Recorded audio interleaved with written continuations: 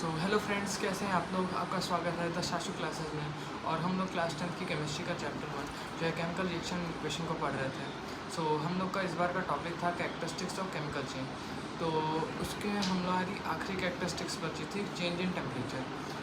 Change in temperature दो अलग अलग पार्ट्स में डिवाइडेड होता है। एक होता है इंडोथर्मिक, एक होता है एक्सोथर्मिक। इंडोथर्मिक में हीट देते हैं और एक्सोथर्मिक में हीट रिलीज़ होती है। अगर हम लोग किसी रिएक्शन में हीट दे रहे हैं तो एक इंडोथर्मिक रिएक्शन होता है। ये दो तरीके का हो सकता है, या ये फिज़िकल चेंज होगा या एक केमिकल चेंज होगा। फिज़िकल चेंज तब होगा जब हम लोग हीट उसके मॉलिक्यूल्स के बीच में फोर्स ऑफ अट्रैक्शन को तोड़ने के लिए यूज़ करते हैं। जैसे अगर हम लोग आइस में हीट देंगे तो वो वाटर बन जाएगा। यहाँ वाटर का फॉर्मूला H2O का H2O ही है, बट इसकी स्टेट चेंज हुई है क्योंकि इसके पार्टिकल्स के बीच में फोर्स ऑफ अट्रैक्शन जो था वो कम हो गया है, वो बहुत ज़्यादा कम हो गया है। इस वजह से वो अपना स्टेट चेंज कर पाया।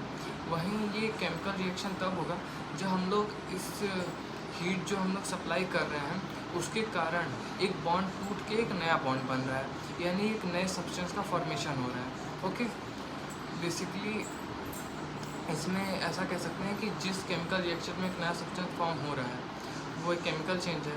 उसमें अगर हीट हम लोग दे रहे हैं तो वो चेंज इन टेम्परेचर के अंदर आएगा, और ये चेंज इन टेम्परेचर की कैरेक्टरिस्टिक्स है।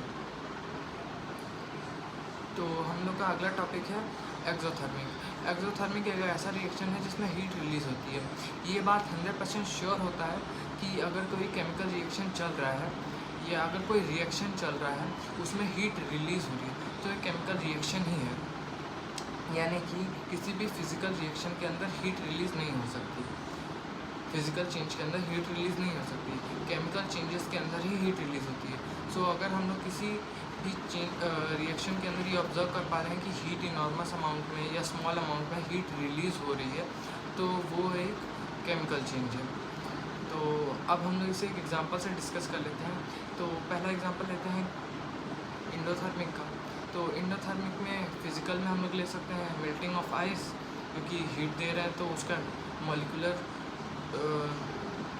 जो उसके मॉलिक्यूल्स होते हैं उसके बीच में फोर्स ऑफ अट्रैक्शन टूट जा रहा है। वहीं अगर केमिकल की बात करें तो फोटोसिंथेसिस, लाइट एनर्जी को एब्जॉर्ब किया जा रहा है ताकि वो वाटर को स्प्लिट किया जा सके हाइड्रोजन और ऑक्सीजन में।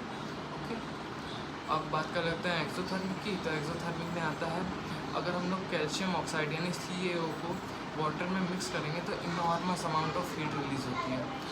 ये चेंज इन टेम्परेचर के कुछ एग्जांपल्स हैं। मिलते हैं अगले वीडियो में, तब तक के लिए बाय।